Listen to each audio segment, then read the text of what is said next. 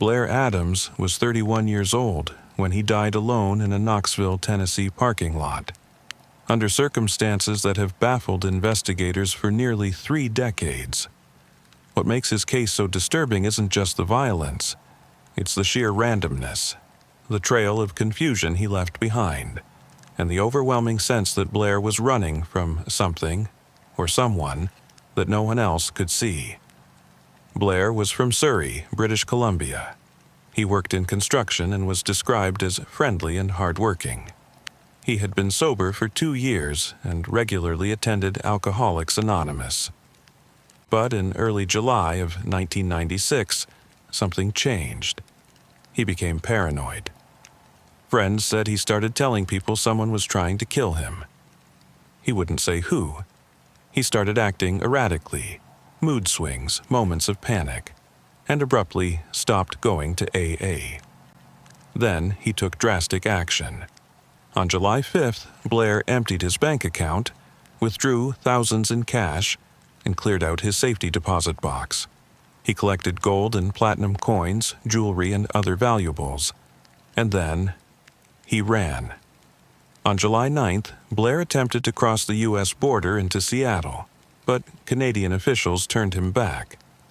He was carrying large amounts of cash and had a prior drug-related assault charge, which raised red flags.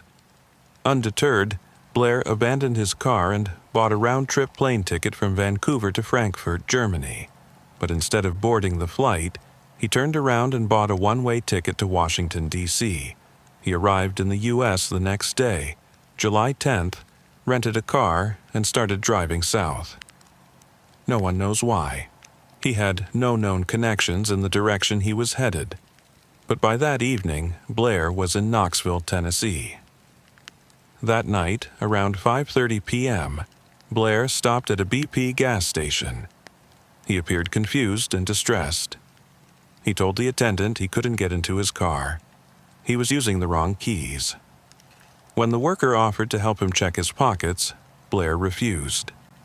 A tow truck was called, and Blair hitched a ride to a nearby Fairfield Inn. What happened over the next few hours only deepened the mystery.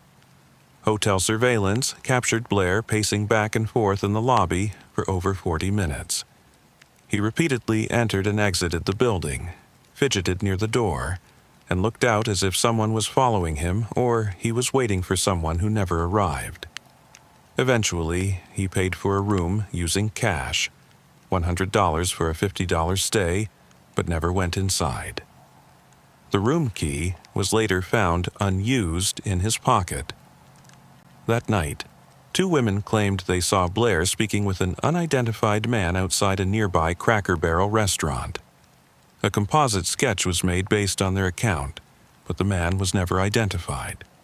Then, at around 3:30 a.m., a security guard at a construction site across the road heard a scream. He described it as a woman's voice, but no one was found when he went to check. Later that morning, July 11th, Blair's body was discovered in the parking lot of the still under-construction Country Inn and Suites, not far from where he'd been seen earlier. The scene was bizarre. Blair was partially naked, his pants removed, shirt torn, socks turned inside out, and shoes off. Scattered around his body were nearly $4,000 in U.S., Canadian, and German currency. His fanny pack lay nearby, filled with gold coins, jewelry, a Rolex, and other valuables. None of it had been taken. An autopsy revealed he died from internal bleeding, caused by a violent blow to the abdomen. His stomach had ruptured, leading to septic shock. He also had bruises on his head, scratches and abrasions on his hands, arms, and face, indicating a struggle. A long strand of hair was found clutched in his hand. It didn't match his own. There were no drugs or alcohol in his system. Investigators found no signs of sexual assault, though his state of undress was unusual. The cause of death was determined to be homicide by blunt force trauma. But no weapon was ever recovered. No fingerprints, no witnesses, no suspects. The only clue? That hair.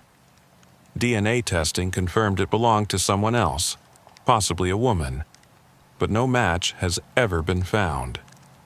Despite media coverage, police interviews, and a composite sketch circulated through the region, no viable lead has ever panned out.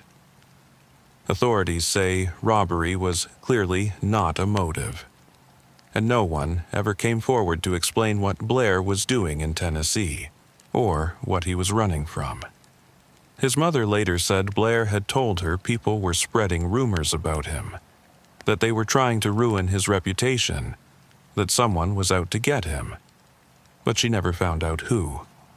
More than 25 years have passed, and the mystery remains as cold as the morning Blair Adams was found, surrounded by the very wealth he carried to protect himself, yet defenseless against whatever horror he'd feared.